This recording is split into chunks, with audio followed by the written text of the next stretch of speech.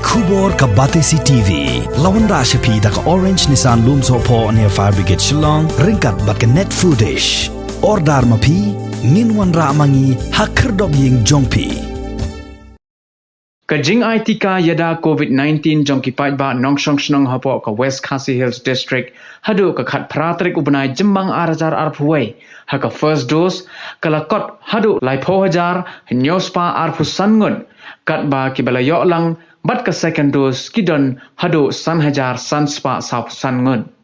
halor kijing bagi paitba ki yakendo hakabaya day bat kajing penrung kerteng online ban yo pediang ye kajing Aitika kaban yada na kajing ya bit yo kunyang jingpang COVID-19 na kabenta ki bala kenjo ye karta kabala khatpra hadu sapu saus nem karta na kaliang jong Deputy Commissioner ka West Khasi Hills District ubati lingwa ula pensyai da kabaong bayamantahi ki Bor Sinshar District kin hab ban bot bai thik ye ki kendon ki bala yo na ka sarkar jilla kata kalong ban lek penrung kerteng online bay. Shushu Deputy Commissioner ula pentiknaru ba andalawan poi Kambon kadawai tika na kaliang jong ki Bor Sinshar District kin salait ru shaman laki shnong ban ai ka ne kadawai tika khnang ban pensuk iki pait ba khamtam ki basong basa shakithain nong kendong.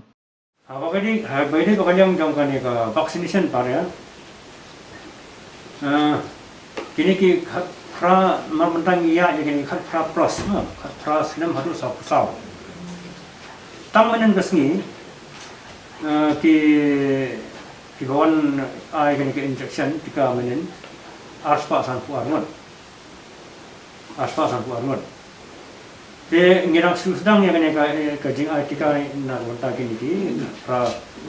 sinem seneng hadu sau sinem kan ba ya kini ki ba sau pusan plus pada ngila duna kan ke jingdan ya kini ki dawai kumta ngim chimla ban le haman la ki center te nga kerman ba la sai ka sing in sayo shu ka ne ki dawai nang slong ten la poi kita ki dawai ngin sa sedang yang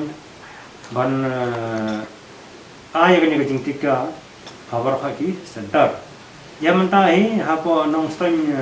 tes nong sensi ya kiba 100% plus ni dang pensangnya swa kujing Aitika na kadau ba yung dan dawai syo te hado menen kasngi